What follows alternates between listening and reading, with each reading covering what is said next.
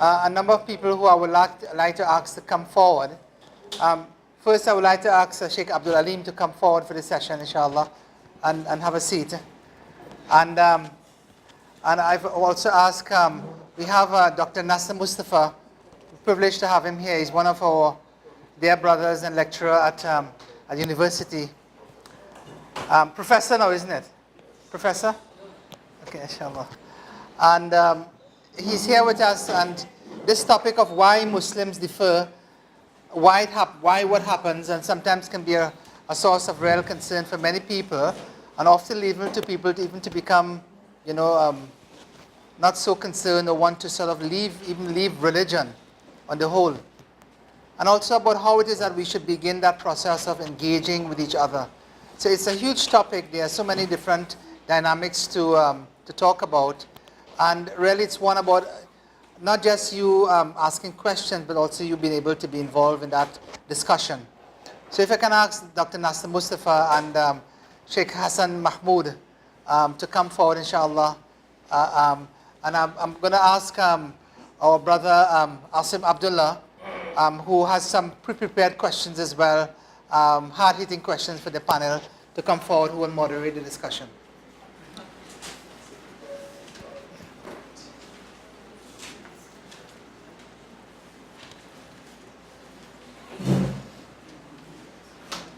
Do you want them to speak first, or you want to have? No, you can start to ask the questions first, and then we can ask.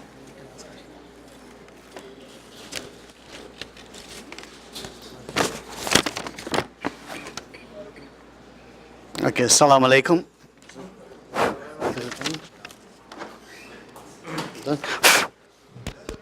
Huh? Okay. Yeah, well, I don't really have questions, but I have some points that I, listed about why Muslims differ, why they have differences, right? But I can probably ask each one of the panelists here to probably to say something in terms of their own ideas about why people, or why Muslims in particular, have differences or they differ. And there are many things that Muslims differ about. Sometimes very minor things, sometimes major things.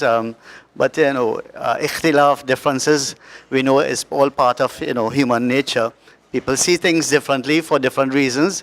So maybe we can start with Sheikh Abdul Alim. Just give a general sense of why Muslims differ.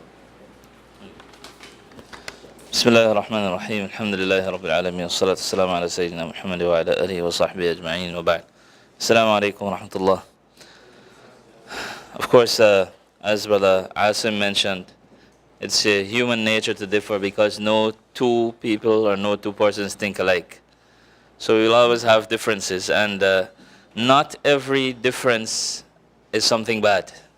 So that's one point that we need to note, that there are differences that are allowed in Islam and they're totally acceptable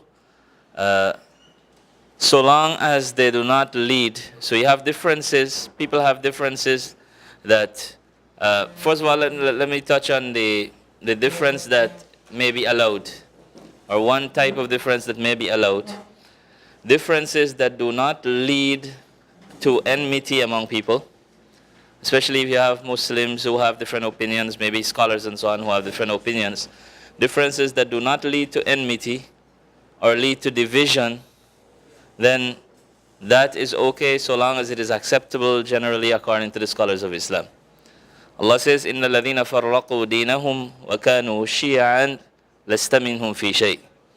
Verily those who divide their deen, they divide and become, like groups which have animosity to one another, then you are not of them in any way. So really what is blameworthy here is when people divide their deen, when the differences lead to actual division. If it doesn't, if it is just a different way of understanding something that is generally acceptable among the scholars, then that is okay, inshallah. And there's difference that may come from following the desires. That, you see, many times people differ with one another because, let's say, of power. Each side wants to have power more than the other one. And so, because of this, because of following this desire of having power, they let every petty issue become a big issue that causes division. So, the division that is allowed, not the division, the difference that is allowed is that which does not lead to division in the deen and is not based on the desires of the person. That is one. With respect to the division that may be allowed is the division of, for example, I keep saying division, difference. The difference that may be allowed among scholars is that which is based on ijtihad, when the scholars differ with one another in understanding the different texts of the Quran and the Sunnah of the Prophet sallallahu alaihi wasallam. Generally, broadly, this is what is allowed, inshallah. There are details that we can get into later on, but I leave it the other speakers, inshallah. All right. It's on? It's okay. Perhaps then what I'd like to ask Dr. Mustafa to make some comments on is about, what really creates, differences between people, as individuals, and perhaps as groups. Yeah, inshallah. All right. Bismillahir Rahmanir Rahim. Our deen has all the prescriptions for unity. And in fact, it emphasizes unity because we follow the same prophet, the same example, the same book, and our rituals, all the rituals of Islam, the 5 pillars of Islam, for example, all point in one direction: faith in Allah, taqwa, God consciousness, and also unity. And if you look at the social aspects of Islam, with the salat, unity, a common cause is emphasized. The zakat shows the interdependence among groups in society. The Saum, it again shows the social impact, and also the Hajj, which is the biggest and most diverse international religious gathering known to humanity. So we have all the prescriptions theoretically, but at the same time you see Muslims in everyday life, we are divided. If we look at some Jamaats, how many of you from Trinidad? You know the Nur Islam Jamaat, the biggest Jamaat in Trinidad, but you have about 6 factions in the same Jamaat because people subscribe to different things, different madhab, different ideologies, they follow different scholars.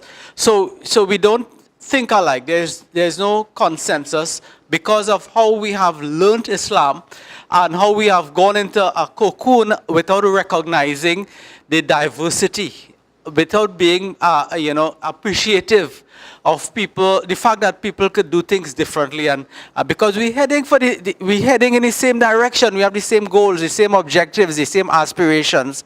And do you want to go in a special part of Jannah where only your kind will be?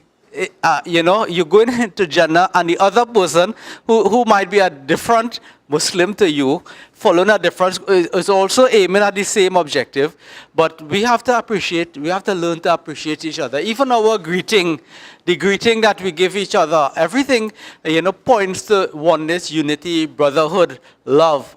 And therefore, the kind of animosity that prevails among different groups, it is amazing. And, one wonders, if you have hate and animosity towards your Muslim brother, all right, one wonders if we really fear Allah. Because, we are accountable to Allah for how we interact with each other. Thank you. Bismillahir Rahmanir Rahim.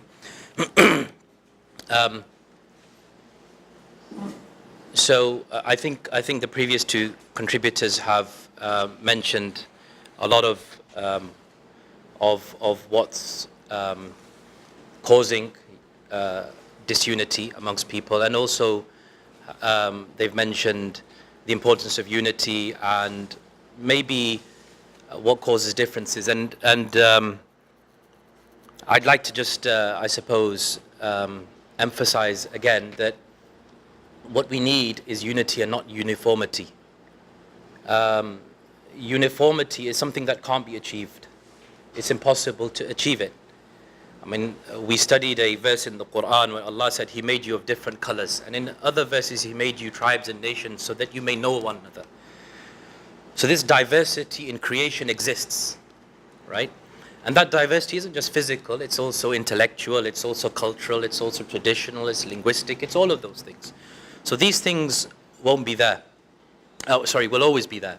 And we have to be aware of that. And the other thing is that what unites us is far, far, far, far greater than what disunites us, or what makes us different to each other. The fact that I say La ilaha illallah Muhammadur Rasulullah and you say it automatically makes you my brother and my sister. The fact that I pray 5 times a day, inshallah, may Allah accept, and I stand shoulder to shoulder with you makes you my brother and sister.